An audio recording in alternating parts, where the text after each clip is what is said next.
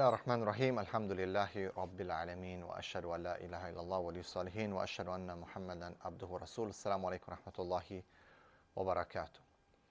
This is your brother Gabriel Rahmani. Again, we're taking your questions for mytaskia.com. We're fighting pornography, addiction, both brothers and sisters. Please check out the descriptions, the links.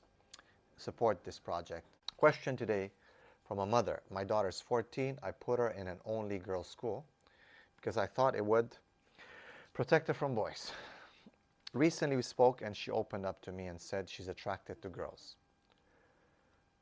I was so emotional that I didn't know what to say. She's my daughter and I love her. How do I help her change the way she feels? Again, people sometimes say, Brother Gabriel, exaggerate talking about this lesbian stuff, this bisexual stuff. You need to stop. Here you go. I mean, I cannot tell you how many of such questions I get, especially with women, girls. Why? We've discussed this in a previous episode where I told you why it is easier for a woman to fall into SSA, what's called same-sex attraction, or lesbianism. Parents will say, well, I'm going to send her to an all-girls school to protect her from boys. As she said, well, yeah, okay, you protected her from boys, but that's not necessarily what we need to protect our daughters from or our boys from girls. We need to help them understand the dynamics of the halal and haram in the relationship, the natural relationship that Allah subhanahu wa ta'ala has created for men and women, which is through zawaj, through marriage.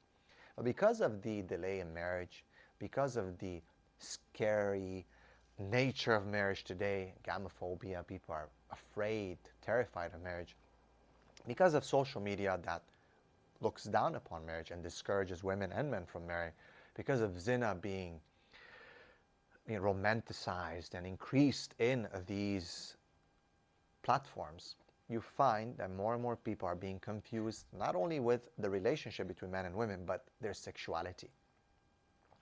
It happens in many Muslim countries as well, non-Muslim countries. All boys school, again, same reason, to keep them away from the fitna of women. It's not like they're not going to see women on the street. I'm not going to talk about segregation in schools right now, but what I would say is, whenever you try to build a physical block without a spiritual block, without tarbiyah, to explain to children, to teach them as to why, how do you protect yourself from your shahawat? It's not about protecting a girl from boys or protecting a boy from girls. It's about how do your shahawat, your desires come into play? How does it work in front of Allah subhanahu wa ta'ala? You think that if you protect a woman from boys, she will not express her desires in other ways? Like, what do you think happens in jails? Right? Women will turn to lesbianism in jails, men will turn to homosexuality because they don't have a higher being that they are afraid of. They don't have a concept of, no matter where I am, be it a safe environment, a non-safe environment, Allah is watching me. So it's not an issue of protecting boys and girls from each other. It's an issue of how does one protect oneself from their desires, from their shahawat. And an-nafs, inna nafs al-amaratu bis-su'. Indeed, this nafs is guiding, is indulging us and encouraging us towards evil. And that evil will be in different ways. Shahawat will be taken out. A person, subhanAllah, not to mention all the propaganda, culturally, people, how much they accept now this same-sex attraction. They push it. They want people to be like, it's cool. How many brothers and sisters, Muslims, who use the rainbow and pronouns in their profiles and consider themselves to be bisexual because it's cool, or lesbians or gays because it's cool now. And yes, it does, this kind of phenomenon has been reported multiple times, many times. I cannot even, it's not even, a few times, tens of times, no, hundreds if not thousands of times in the last few years.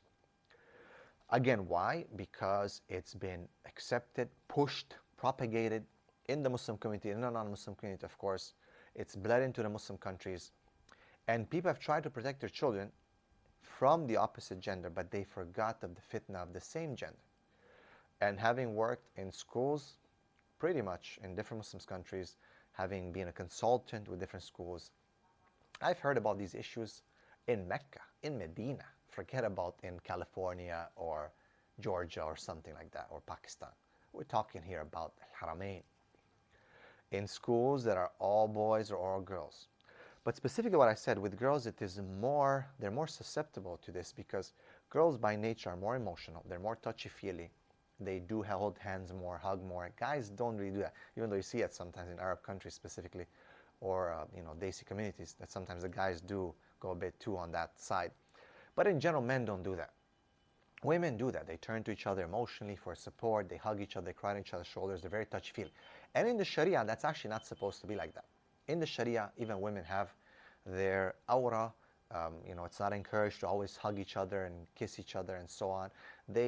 Women today, they compliment each other, they evaluate each other, they compare each other everywhere. They hypersexualize each other. They really objectify each other. And that is again to do with their mobile phones, their Instagram and TikTok influencers, models that they see being constantly pushed over every single day. That changes their brain. And when their brain changes, one of the things that can change is their attraction, the natural inclination towards the opposite gender. It changes towards the same gender because now everything is aesthetically pleasing from a woman. Beautiful, beautiful, beautiful, beautiful, beautiful. And then the girls end up falling into this. Again, it can happen with just a very innocent hug or something like that, but maybe one of them has been exposed to certain things, maybe abuse in the past. A lot of SSA or same-sex sex attraction cases have a beginning in trauma or in abuse when they're young. So these girls come to an all-girls school. It can take one girl to totally destroy a whole class. And I've seen it. Wallahi, I've seen it. And it just explodes. And again, with girls it's different because there's no penetration, there's no pregnancy or the fear of pregnancy. So it's more about just intimacy and just enjoyment. So a lot of girls fall into this. In girls' school, this is issue. Now, what do you do? Can you actually stop this? Parents need to talk to children about the dangers of this when they go to all girls or all boys school. Knowing that these things happen can help parents talk to their children about this. One of the ways that a huge pandemic, I would say, that happened in one of the schools I was working with, and it was again with lesbianism, was that finally one girl who was educated properly by her parents in the deen exposed this system, this cartel of mafia, of lesbianism that was taking place in that school. And that's how we were able to catch it. And at the time, I was the general director of the school, and I had to take very serious, drastic measures. But this was the reality. And it was a huge problem. And this happens in other schools and in other schools. And I've heard and seen and experienced this more, trust me, mark my words, more than men doing it. All right? Because again, it is so much, it's not so noticeable when it comes to girls. Recently, we've seen there was a case of these two girls from Kerala who were supposedly schoolgirls in Saudi Arabia. Their parents were working there, and they became lesbians in Saudi Arabia in this all-girls school. And then the parents thought that it's a good idea to take them back to India, and they took their case to the court, and they won, and now they're together. What a embarrassment. But again, parents didn't understand, they didn't know. A lot of parents, like this sister, innocently trying to protect their daughters from boys.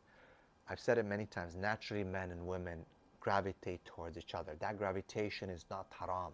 The actions are haram. Parents need to facilitate marriage. Parents need to talk to their children about marriage, to be excited. And if their children are ready, and if things don't have to reach 25, 30.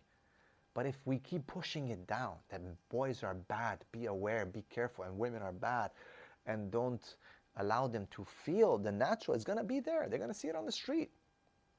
I'm not saying let's go to mixed schools and just let them do whatever they want to. That's not what I'm saying. But tarbiyah, if you build a wall, a physical wall, you need to also give the tarbiyah as to why and what's haram and what's not.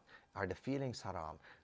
The actions, we need to explain. We don't educate our children. We have no education when it comes to these things. All we tell them is haram, stay away from boys, they're bad. They go to girls, they don't know how to express themselves. One of these girls can be corrupt for whatever reason, from social media, from pornography, for whatever. And push comes to shove, and one makes a move on the other one likes it, and boom, then it spreads like wildfire. I've seen it spread like wildfire. What can you do as a mother or a father right now to deal with this? It's very difficult.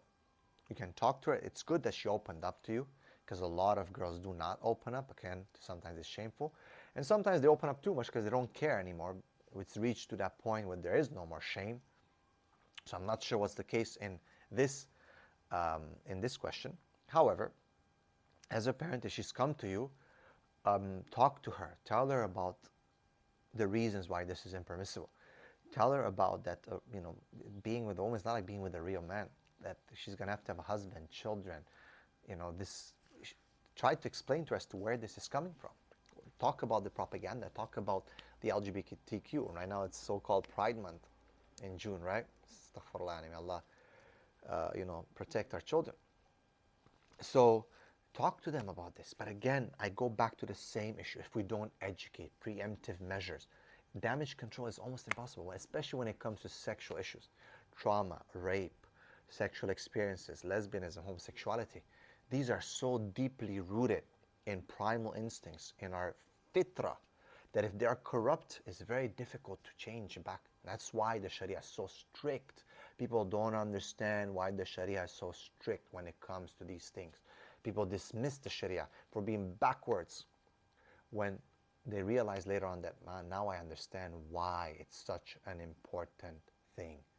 Why it's such an important thing to be strict on these things, to protect children in the developmental stages where their identity is formed, their sexuality is formed, when they're very, very fluid in these things, to protect them so they can naturally progress to love a real man and a man to love a real woman and to have a family. But of course, all these attacks from so many different inputs are being targeted, aimed at our children, and parents are still thinking that talking about these and educating is taboo. Imams in masajid thinking it's taboo. Teachers and school principals and superintendents thinking it's taboo in Islamic schools. And then we wake up and we say, what should I do now? Well, guess what? I don't have an actual damage control solution. People can take counseling. We have seen people coming back, realizing. I've dealt with some girls in one of my schools where they realized what they've done is wrong and they pulled back and they realized actually they're not lesbian, they're just infatuated with this concept and it's just been pushed on them through social media. They change themselves. They are able in this young age stages still to change. But once these things are experimented with, continued, becomes part of the identity, becomes something you're proud of, it becomes part of who you are, very, very difficult to change. So preemptive measures, education, brother and sister. And to the sister again, talk to your daughter, explain to her, be a friend to her, but it might not change anything. We pray that it will make tahajjud, qiyam al-layl, make dua for her, that she changes her heart, that ask her and tell her, you might find a good boy, inshallah, in the future will be your husband, you can love him, you can make a family with a woman, what you gonna do? Right now it's just desire, infatuation, and brainwashing. Show her, explain to her, show her the negative outcomes. So many women in their 30s and 40s change and realize, they call it the lesbian deathbed or whatever, that this is done, and there's nothing more that I can get out of this. And they start feeling the need to have children and family again and the desire for a man, and they change sometimes. But those who are brainwashed and continue their pride and they're raising the flag, they're never going to admit what they feel inside at the age of 35 or 40. The primal need and desire for a family and children and being one with a real man. It's not something that you'll get from a toy or from a plastic thing or from, a'udhu billah, just from a woman. With all due respect to anyone, any woman out there, a woman can never replace the man at the place of a man, ever, ever, ever. No matter what, you try to cut our private part and make it into a plastic, you try to do whatever, you try to imitate us, you try to cut your hair, to dress like us, you can never be a man. You can never replace a real man. So this is my advice for the brothers and sisters. I also want to protect us. Again, these kind of incidents are increasing over and over again.